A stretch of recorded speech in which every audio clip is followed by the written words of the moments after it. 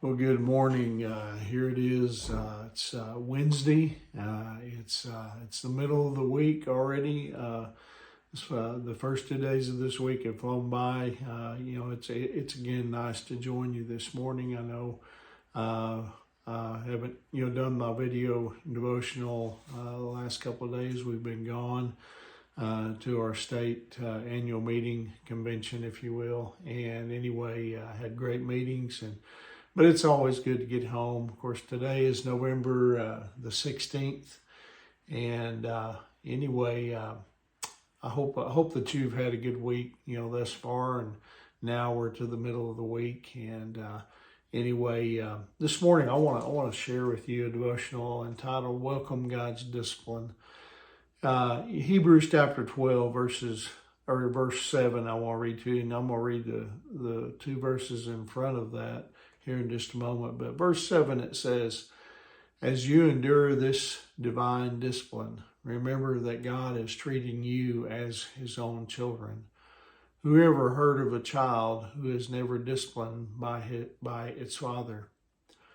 When my three children were growing up, it was my right, it was my responsibility, to correct them when they did something wrong.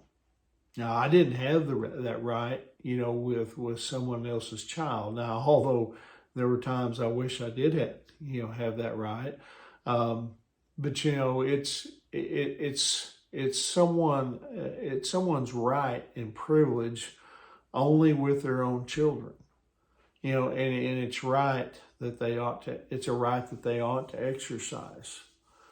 And the same is true with God. He corrects and he disciplines those who are his. Again, the writer of the book of Hebrews in the Bible, in those two previous verses 5 and 6 of chapter 12, says, and have you forgotten the encouraging words God spoke to you as his children? He said, "My child, don't make light of the Lord's discipline, and don't give up when he corrects you. For the Lord disciplines those he loves, and he punishes each one he accepts as his child."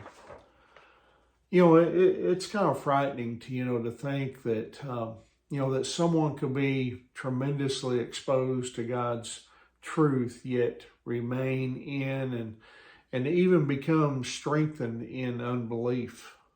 That's that's frightening to think. A perfect example of this is Judas Iscariot, whom Jesus handpicked to be, one of his original 12 disciples. Judas, he got to watch Jesus, walk on water. He watched Jesus, raise Lazarus from the dead. He witnessed blind men being able to see, and, deaf people, being able to hear because of Jesus' touch. Listen, he saw Jesus heal people who had been afflicted with the dreaded disease, leprosy.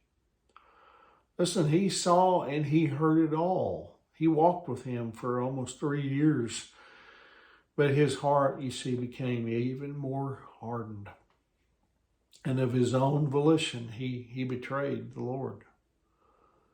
Now, the Bible tells us in 1 John chapter 3, verse 10. Listen to what the Bible tells us here. It says, "So now we can tell who are who are children of God and who are children of the devil. Anyone who does not live righteously and does not love other believers does not belong to God."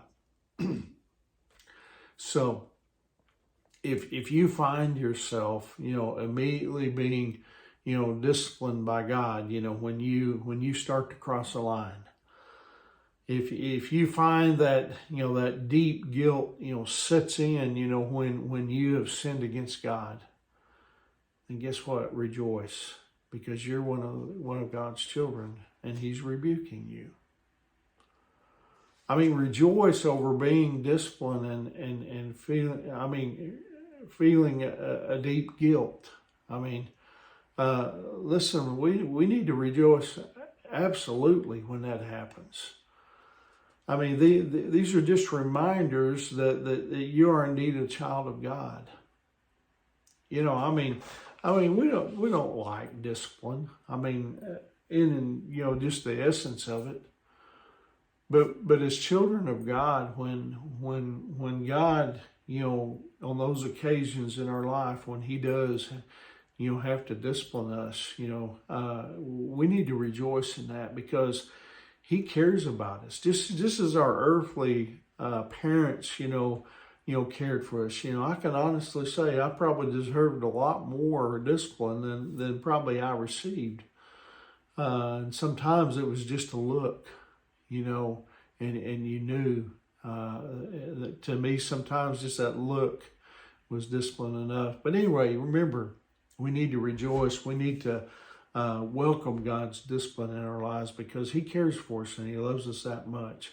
Anyway, hope that encourages you this morning. I hope you have a wonderful, hump day, Wednesday.